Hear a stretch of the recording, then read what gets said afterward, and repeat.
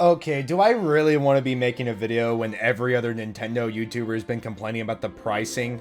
Not really, but I am kind of busy this week. I do have exams and whatnot for school. So the big video I wanted to do for next week is unfortunately going to have to be pushed back. So alas, let's complain about Nintendo today. Hey guys, it's Cyanize here. And yes guys, I too hate spending a large amount on Nintendo products. Yeah, $50 for an Amiibo is bad. $20 for an Amiibo? Good. Now while I could go through the entire direct and explain how horrible it is that certain things are priced the way they are, I'm sure everyone's already heard it a ton, and I'm sure nobody really agrees with the way the pricing is and whatnot, but I kind of want to go through the direct and give my personal thoughts on the various pricings and the various situations with them, because I feel like each individual product that they showed off in regards to their pricing had a different reason for being priced the way they are, and I kind of wanted to give my two stance on it as someone who is actually employed. Now, starting with the Galaxy games. Now, out of all the things that they announced in regards to the pricing as well as the general announcement itself, the Galaxy games are the ones where I'm kind of the most biased. Galaxy 2 is kind of my favorite video game growing up, so when they kind of just showed it in front of my face, especially when I thought it was impossible considering they only released the first game through the 3D All-Stars collection, needless to say, I was very happy. Oh, but when I post my reaction on YouTube, a lot of people were very quick to tell me why I shouldn't be happy. And while we are going to objectively talk about if these prices are good or not, I just want to say, if it's your life's mission to go onto somebody's reaction video and tell them that they're a horrible person for wanting to buy something or be excited about something coming out, please use your energy for something else more productive. Oh my goodness, this is my favorite video game of all time. I am so sorry that I'm so excited to be playing the game again. But the tiny rant aside, yes, the prices are absolutely insane. $40 for each game or $70 for the physical bundle. What are we doing? That is somehow twice as much as the Wii U charts. This isn't even a Donkey Kong Tropical Freeze situation where it was $10 more than what they originally released the game for, but at least they added DLC. All we're getting with this is HD 4K support and mouse mode. The mouse mode they decided not to talk about in the direct for some reason, but yes, it is getting some enhancements, so I can definitely see why a price increase would be warranted. Maybe $30 a pop, I would understand. But 40?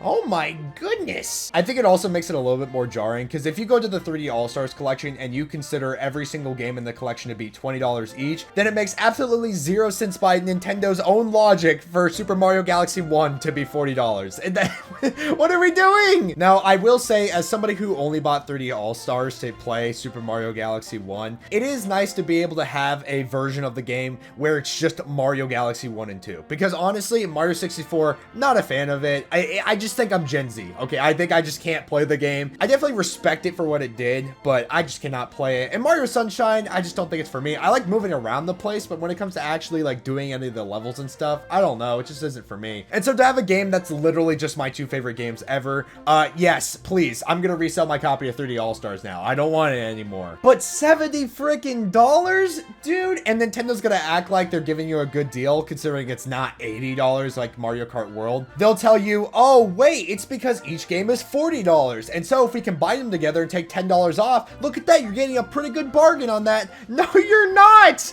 No, you're not. And you know, this might be a bit of a hot take, but I can kind of see where Nintendo's coming from with their reasoning as to pricing the games the way they are. I mean, Mario's getting a whole freaking movie about these games, for Christ's sake. And also these games are just beloved and are really well-crafted masterpieces. I mean, from their viewpoint, despite its age, I think they think that Mario Galaxy just is one of those games that is just timeless and can't really go down in value. And you know what? Fair enough. Okay, I get it. Okay, these are really good games. But what I cannot excuse are the prices of the Amiibo, okay? Now, I get it. The tariffs are going on right now, and these Amiibo would have been $30 otherwise. But it really makes me question why these Amiibo are $40. I do get they're bigger, kind of like the Street Fighter 6 Amiibo, where they were $10 extra just because they're bigger than regular Amiibo. And while I don't doubt the Amiibo is going to be super high quality, it's itching up on a price range where I could just go buy a normal figure at that point, a normal anime figure, and it's like a 1/7 scale or 1/6 scale. You know, it's a pretty big figure for that price, and I'm probably showing an example on screen, but it makes you wonder, why would I spend $40 on this when I could just buy something like this and get way more mileage out of it and more to look at? And as a collector's thing, it's fine. I'm gonna grab them because they're Galaxy Amiibo. I can justify it because I am a Mario Galaxy fan.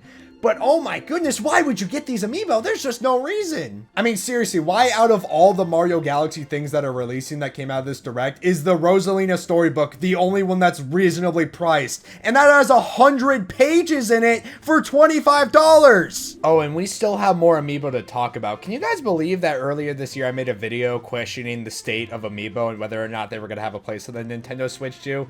Oh, they have a place on Nintendo Switch too. For a price. All right, guys, I just want you to come really close. I just want you guys to get very close to wherever the audio is coming out of your device. Just get real close, real close. Get like as close as possible. All right, all right. Are we close? Are we close? Okay. $50 amiibo. Look, I'm the amiibo collector, okay? I have so many amiibo, I don't even know what to do with half of them. I can't even display them properly because I have that many amiibo. But what the hell, man? There's only so much I can justify here. I can justify $40 amiibo because at least then they're very high quality and they're huge. But 50? 50?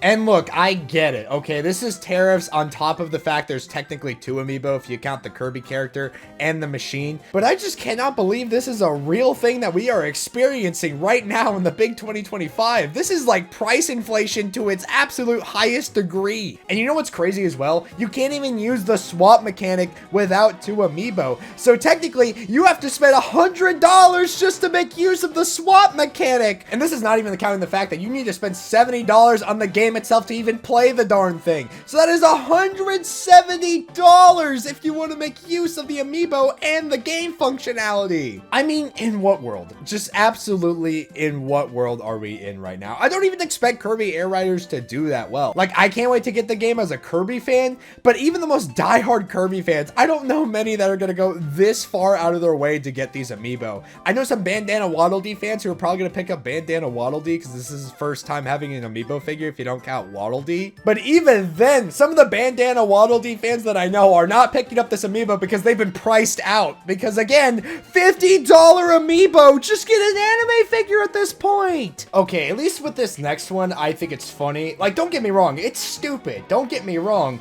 But it's the Virtual Boy, so I don't really care, okay? If this was, like, for a console I cared about, I probably wouldn't care. Like, it's just stupid, okay? You have to spend $100 to get the peripheral to play the Virtual Boy games. You can't play them, like, on your controller or anything like that. You have to spend an additional $100 or $25 on the flimsy cardboard, which I cannot believe I just said out of my mouth. You have to get one of the two to play the Virtual Boy games with the Nintendo Switch Online subscription that you're already paying no, this is part of the expansion pass. You're already paying $50 for every year to use. I mean, the joke writes itself there. I can't even be mad. Like, honestly, like, it is stupid. Don't get me wrong, but I can't imagine getting heated up about the Virtual Boy of all things. Like, it's one of those things where it's like, well, you know, if it affected me more personally, I'd probably be really upset, but, you know, I don't really care. I think it's a stupid Nintendo decision, but not one that I'm losing sleep over, if you know what I mean. And we are back to Amiibo just like that. Okay, but at least with these ones, though, like, I can't really be too mad about. We kind of already had to deal with the frustrations of $30 and or $40 Amiibo kind of the past couple months in regards to the Tears of the Kingdom Street Fighter ones and Donkey Kong Bonanza. So honestly, I'm not too mad. I mean, out of all the $40 Amiibos, Samus on a bike, yeah, honestly, I don't think I could get mad about that. That is like the one Amiibo where I look at that and I'm like, yeah, that thing is huge. I would spend $40 on that. Is that a hot take? Definitely let me know. All right, don't gaslight me in the comments. Don't pretend to agree with my opinion. If you guys disagree, do let me know. But I think the bike is worth the price, and every other Amiibo here is $30, which I think is fair. Would be $20 and $30 respectively without the tariffs, but you know, that's just the world we live in. America sucks. You know how it is. Okay, but this next one is extremely stupid. Okay, DK Isle and Emerald Rush DLC. Okay, so you know what? Okay, let's just pretend that they didn't have this plan. Let's just pretend that this was just DLC that they just like, oh, you know, let's just add it now, a month after the game came out. Let's live in a world temporarily where we pretend like we didn't know that they had this prepared already and decide to withhold it for DLC, because they totally would never do that, right? Let's ask ourselves, what do you get for $20 for buying this DLC? Well, you get DK Island, which has a lot of cool references to, you know, Donkey Kong Country as well as other various Donkey Kong games. I mean, hey, that's pretty cool. Do you get to do anything in said island? I mean, outside of buying statues, no, not really at all. Dude, remember when stuff like this was like post-game, after beating the game, this was like your reward for beating the game. I mean, yeah, sure, you get to go back to Ingot Isle after being DK Bonanza, and that's pretty cool. But remember in Super Mario Odyssey how you got access to Peach's Castle when you beat the game? And again, why is there nothing to do here? Why is there no bananas to collect or secret discoveries you can do? It makes absolutely zero sense. There is like nothing to grab here. I don't know what happened. This whole place is barren and it's boring. Now, thankfully, the Emerald Rush part of the DLC is pretty dang good. Is it $20 good? No, but oh my goodness, it is very addicting and fun, and I really love the gameplay loop, even though it is kind of admittedly a little repetitive and annoying sometimes, and the higher difficulties can be a pain in the butt to deal with, but overall, the Emerald Rush part of the DLC is great.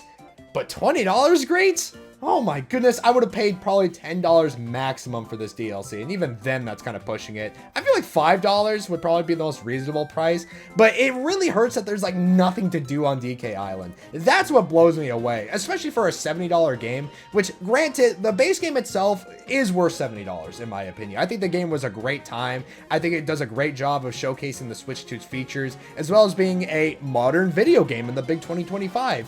But it is kind of hard to justify when you have a $20 DLC add-on that barely adds anything worth of value. And this is kind of our last but worst offender. It's kind of funny how the worst offender here is on the last part of this list here. But yeah, Pokemon Legends EA, having probably one of the most hypest, you know, trailers in Pokemon in a while. Like, it got me really excited for the game. And then you go onto Twitter, you go onto their websites, and you see how much everything is worth. Oh my god, the price. $30? And all we know that is coming in this DLC is that you get 2 Mega Raichus. Remember when this was post-game? Remember when something like this was like a post-game for Pokemon? Remember like the battle tree in like Oraz and Sun and Moon and XY, all that stuff? You know, remember that? Remember the Delta episode? Does anybody remember that? Did we all forget about that? Because that's what this is. That's what this is screaming to me. And I get it. You know, we did have to pay $35 for one of the previous DLCs. I don't remember if it was for Sword and Shield or Scarlet and Violet. But regardless, it is kind of annoying. But Pokemon fans will tell you, oh, well, at least it's not $35 or $60. That doesn't make it okay. You can already pre-order this DLC on the eShop and you don't even know what you're getting. And I think the worst part about this is that they're offering you a free incentive for buying the DLC early. You get some free outfits if you pre-order it. Dude, what are we doing? Now look, I just want to say for the majority of things I've ranted about this entire video, I will be picking up. I'm a Nintendo YouTuber. It's kind of my thing to talk about these things. And I do enjoy the content that Nintendo usually offers. But just because I am buying them does not gatekeep me or allow me to not have an opinion or, you know, a distaste for the way Nintendo's going about their practices and whatnot. But if me buying some of this stuff is a discredit towards everything I've said in this video thus far to you, I am so sorry, but I can afford it. Okay. And honestly, everything up until now, you can justify purchasing if you want. Even the Kirby Air Riders DLC, if you're just that big of a Kirby fan. But oh my goodness, Legends EA DLC. $30 and we don't even know what we're getting on that, and we're not gonna, you know, it's probably not even gonna release till like February of next year. And while I am kind of complaining about the prices and whatnot and kind of how bad they are, I do want to make it clear to a lot of people who've also been commenting on my videos saying, oh, how dare you get excited for all these things as well. I think it is kind of hilarious how a lot of people on Twitter and my comments especially are telling people, oh hey, just vote with your wallet, just don't buy these things, don't support it. When Nintendo's a multi-billion-dollar company and will do just fine without your dollar. So I don't really think boycotts have worked. Pretty much 99% of boycotts that happen towards big companies like this never go through. Okay, the only boycott I've ever seen go through was the Sonic redesign for the Sonic movie. I don't know. I just don't think it's gonna work. I don't think there's any point of screaming into the void, okay? If you don't want to buy it, then don't buy it. But don't go yelling at other people for buying this stuff. And I think it's also okay to share your opinion or distaste for something that you do want to buy. I think that is completely valid, and I think that is completely fair. Because all this is stupid. Don't get me wrong, but I still do want to enjoy it. I still want to enjoy Mario Galaxy 1 and 2 on a modern console, despite having them on emulators. I still do want the Galaxy Amiibo because I'm a huge Mario Galaxy fan. I am still going to get the Legends EA DLC because I'm going to like Pokemon Legends EA. I'm just not pre-ordering that thing because that is a horrible price for something we don't know anything about. Please, if you go and pre-order that DLC, I don't think I can look you straight in the face ever again. Definitely let me know your guys' thoughts on the whole situation, as well as the recent Nintendo Direct as well. You know, share your thoughts. Let me know what you all are thinking about it. Stay hydrated, stay cool, and I will see you all in another video. Bye-bye.